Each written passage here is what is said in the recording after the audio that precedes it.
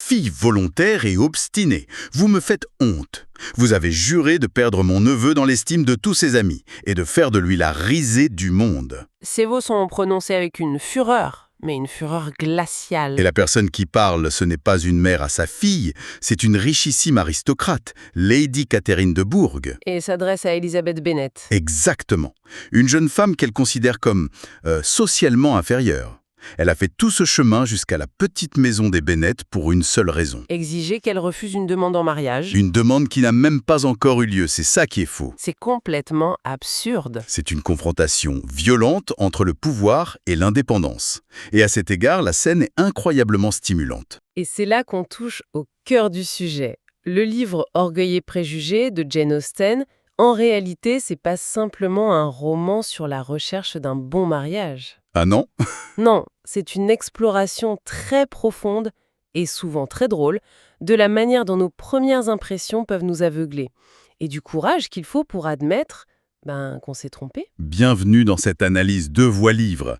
Si vous appréciez les explorations qui révèlent le cœur caché des plus grandes œuvres, abonnez-vous pour ne rien manquer. Et restez avec nous parce qu'on va non seulement dérouler l'histoire, mais aussi analyser la psychologie qui rend ces personnages si vivants, même 2 siècles plus tard. Alors, on y va, plantons le décor. On est en Angleterre, début du 19e siècle. Dans la campagne. À Longbourn, voilà. C'est là que vit la famille Bennet. Un père assez ironique, un peu détaché. Mariage de ses 5 filles. C'est ça.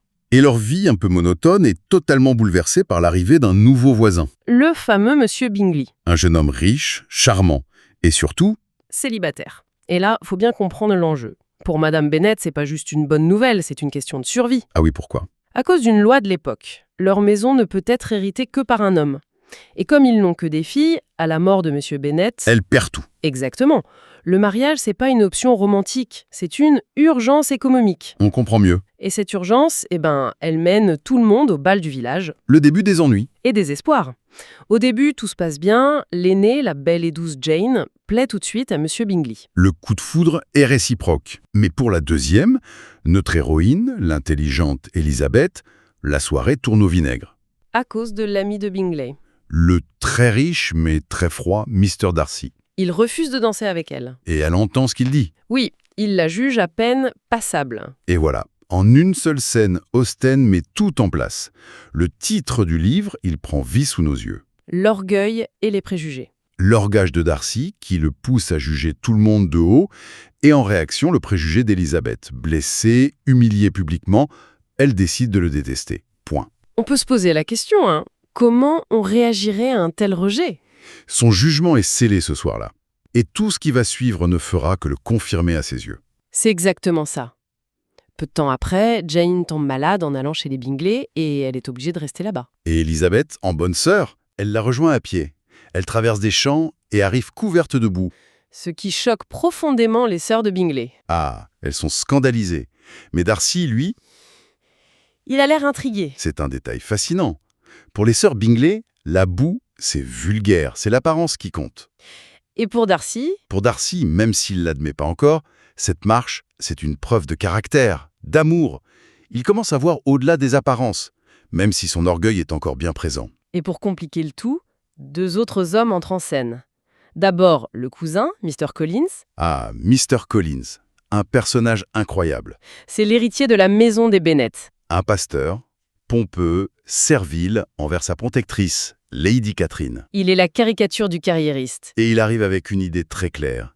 Il veut épouser une des filles pour, dit-il, réparer l'injustice. C'est d'un romantisme fou. Son opposé apparent débarque au même moment. George Wickham. Lui, il est tout le contraire, charmant, séduisant. Un officier, il sait exactement quoi dire, il se rapproche d'Elizabeth et lui raconte une histoire. Tragique. L'histoire de sa vie ruinée par le méchant Mr. Darcy. C'est ça. Il aurait été privé d'un héritage que le père de Darcy lui avait promis. Pour Elizabeth, c'est la preuve ultime. Son préjugé est validé. Le piège se referme. Comment ça, un piège ? Wickham est un manipulateur de génie. Il sent le préjugé d'Elizabeth contre Darcy et il lui sert sur un plateau l'histoire qu'elle a envie d'entendre. Et elle le croit sur parole ? Parce que ça confirme ce qu'elle pense déjà. Austen nous montre à quel point nos préjugés nous rendent aveugles. La situation va se cristalliser autour de 2 demandes en mariage. La première, c'est Mr. Collins. Oui. Il choisit Elizabeth. Et sa demande est un monument d'absurdité. Il ne parle pas d'amour, non. Il liste les raisons pratiques et surtout l'approbation de Lady Catherine. Et Elizabeth, au grand désespoir de sa mère, Elle refuse, catégoriquement. ce refus pour l'époque, c'est un acte de rébellion. C'est-à-dire, Elle choisit son intégrité plutôt que la sécurité financière à vie. Elle refuse de se vendre, quoi. On peut se demander, que ferait-on à sa place? La misère ou une vie confortable avec quelqu'un qu'on méprise? son amie Charlotte, elle, fait le choix inverse. Exactement. Elle accepte Collins juste après, en disant très honnêtement qu'elle cherche juste un foyer. Austen ne la juge pas, elle montre juste la dure réalité des femmes. Et le drame continue. Juste après ça, Bingley et tout son groupe quittent Netherfield pour Londres, brusquement. Sans un mot pour Jane, Jane est anéantie. Et pour Elizabeth, il n'y a qu'un seul coupable. Darcy, bien sûr. Elle est persuadée que c'est un coup monté par lui et les sœurs de Bingley pour l'éloigner d'une famille qu'il juge inférieure. Et encore une fois, tout semble lui donner raison. Quelques mois plus tard, Elizabeth rend visite à son amie Charlotte, qui est maintenant mariée à Mr. Collins. Dans le Kent, Et la voisine, la protectrice de Mr. Collins, c'est qui? Lady Catherine de Bourg. La tante de Darcy. Le monde est petit. Et évidemment, Darcy lui-même arrive en visite. La tension est palpable. On imagine. Et là, au cours d'une conversation, le cousin de Darcy, le colonel Fitzwilliam, révèle sans faire exprès que Darcy s'est vanté d'avoir sauvé un ami d'un mauvais mariage. Et pour Elizabeth, c'est la confirmation. C'est la goutte d'eau. Elle comprend qu'il parle de Bingley et Jane, sa colère est à son maximum. Et c'est à ce moment précis, C'est à ce moment-là que Darcy vient la voir. Et la demande en mariage. le pire timing de l'histoire. Et la pire manière aussi. Ah oui, c'est une des demandes les plus mal formulées de la littérature. Il lui dit qu'il l'aime contre son gré, contre son jugement, que sa famille est un obstacle. Il y est encore complètement prisonnier de son orgueil. Il s'attend presque à ce qu'elle soit reconnaissante. Évidemment, la réponse est non. Et un non violent. Elle lui jette tout à la figure. Sa sœur, Wickham, tout. Darcy est stupéfait. Il ne s'y attendait pas du tout. Le lendemain, avant de partir, il lui remet une longue lettre. Et cette lettre, c'est le tournant du roman. C'est un coup de génie. Pourquoi? Parce que jusqu'ici, on a vu toute l'histoire à travers les yeux d'Elisabeth. La lettre, elle brise ça. Pour la première fois, on entend la version de Darcy. Et on est obligé de se poser la question. Et si tout ce que je croyais était faux? Alors, que dit cette lettre? Il admet avoir séparé Jane et Bingley, mais il explique... Il pensait sincèrement que Jane n'était pas amoureuse. Et il trouvait le comportement de la mère et des sœurs Bennet déplacé. On ne peut pas vraiment lui donner tort sur ce point. Non. Mais la vraie bombe, c'est sur Wickham. Oui, il révèle la vérité. Wickham est un menteur, un débauché. Il a essayé de s'enfuir avec la sœur de Darcy, Georgiana, qui avait 15 ans, pour mettre la main sur sa dot. Pour Elizabeth, c'est un choc terrible.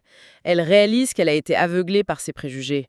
Son monde s'écroule. Tout ce qu'elle croyait savoir est remis en question. Les mois passent.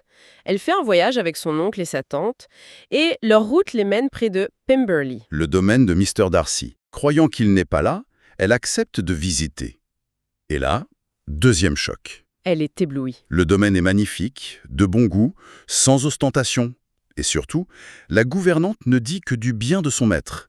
Un homme bon, juste, généreux. Ce portrait ne colle pas du tout avec l'homme qu'elle pense connaître. C'est ça. Pemberley, en fait, c'est le symbole de Darcy lui-même. L'extérieur est intimidant, mais l'intérieur est bon. Elle commence à regretter son jugement. Amèrement. Et c'est là que Darcy arrive. Un jour plus tôt que prévu. Moment de panique. Total. Mais à la surprise d'Elizabeth, il n'est plus le même. Il est courtois, aimable.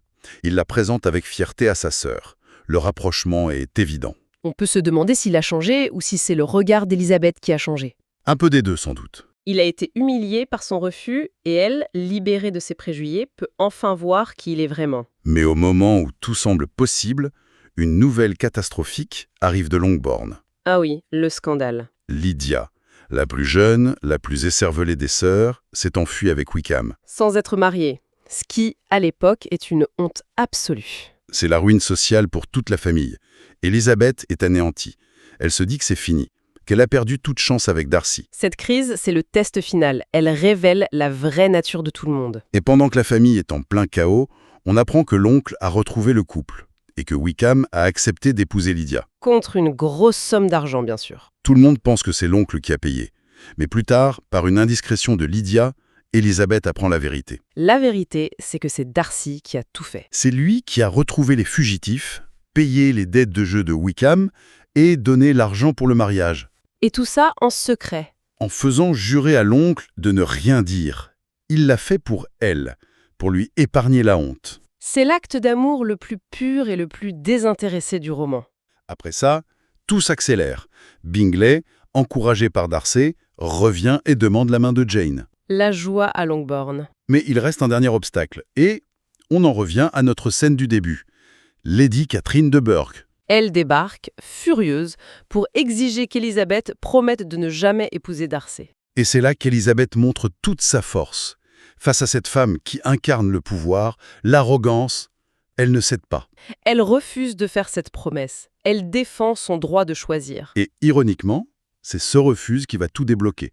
Darcy la prend, et ça lui donne de l'espoir. Il comprend qu'elle n'a plus de préjugés contre lui.